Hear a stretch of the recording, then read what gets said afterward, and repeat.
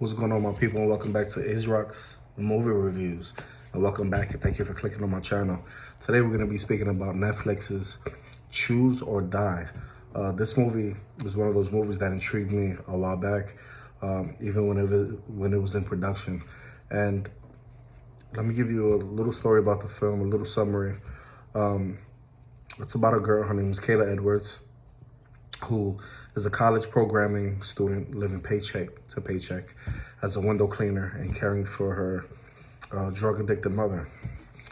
And on the side, Kayla restores old technology for her friend, and who specializes in coding and old computer programming and stuff like that.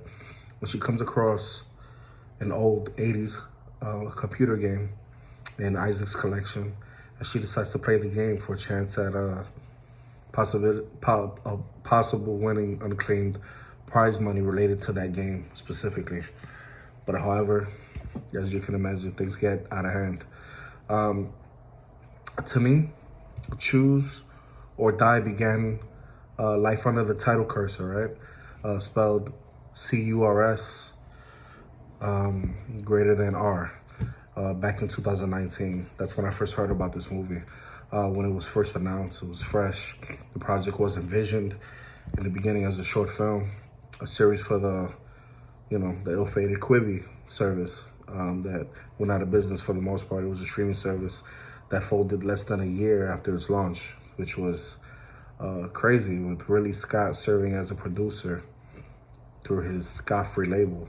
It was weird. But it did fold. When Quibi folded, so did the serving as producer, the incarnation of the project. Ridley Scott dropped out as producer eventually. A UK company, Anton, relaunched the project and as a traditional feature film with director Toby Meekins and what's his name? Writer Simon Allen, that was still involved at the time. The film marks Meekins' first feature debut, as well as the first feature writing credit of Allen's, who's better known for his TV work, such as BBC's The Watch or The Musketeers. Choose or Die has an interesting premise. That's on the surface. That's what got me interested in the first place. But underneath its initial hook, this is a bare basics rehash of those post-2022, like The Ring, Cursed Objects, those kind of films, those movies that you've seen only with unintentional hilarity. And when I heard about the premise for this film revolving around a cursed 80s text-based adventure game, I was all in.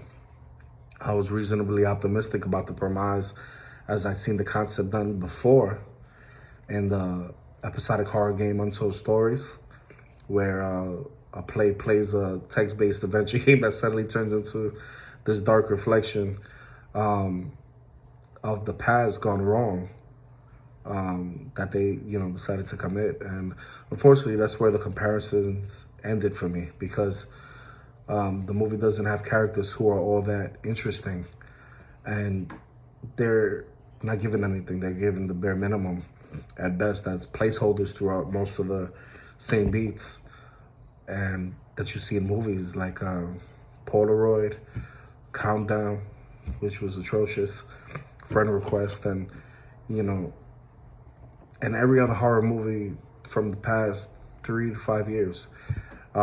You probably forgot even existed at this point. But Choose or Die stands out a little from those movies as it goes beyond being generic. Even though for me, I feel like the movie towards the ending of the film, that's the first word I thought about. I was like, this is so generic.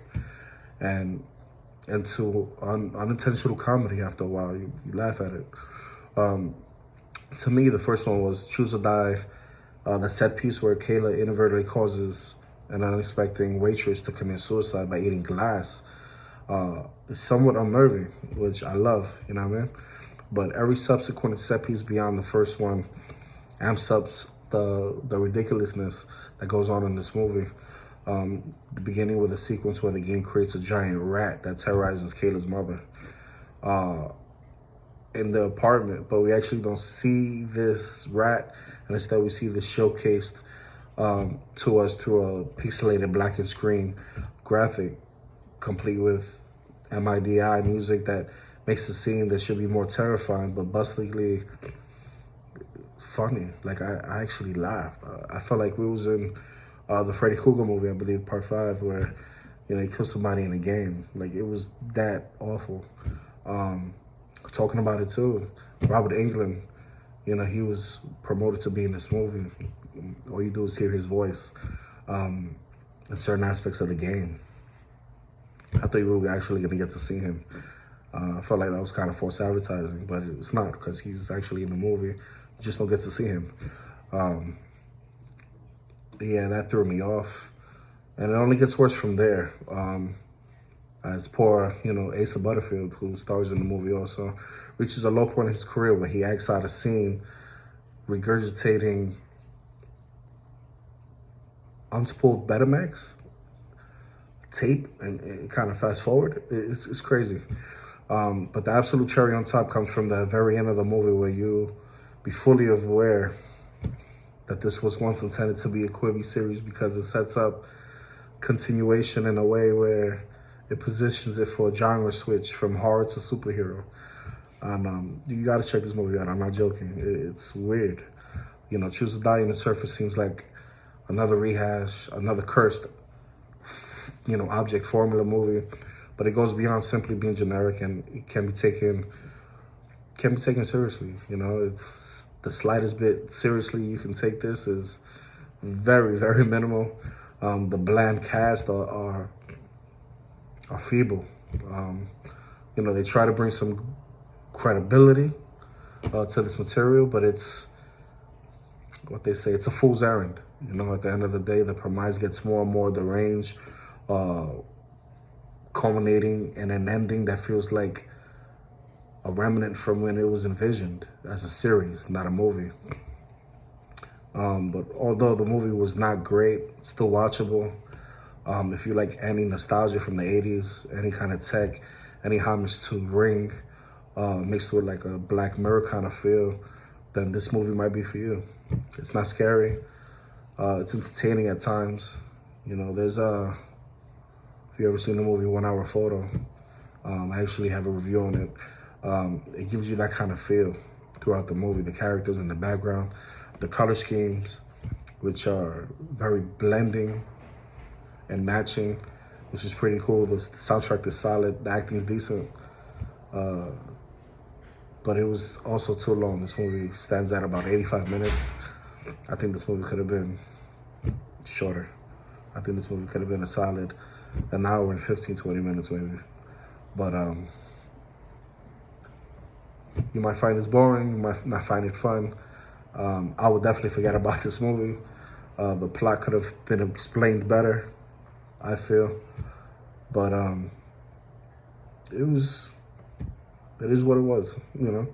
Definitely gave this movie a 5 out of 10. That's being reasonable, I think. Go check it out on YouTube. If you don't have Netflix by now, right? Go check it out on Netflix and let me know what you think. If you like this review, hit that like button, hit that notification bell, and let me know what you think. I'm actually hearing swirls about it being a sequel. Would you like a sequel? And if there is a sequel, I'm hoping to get some entertainment, some new experience, something nuanced.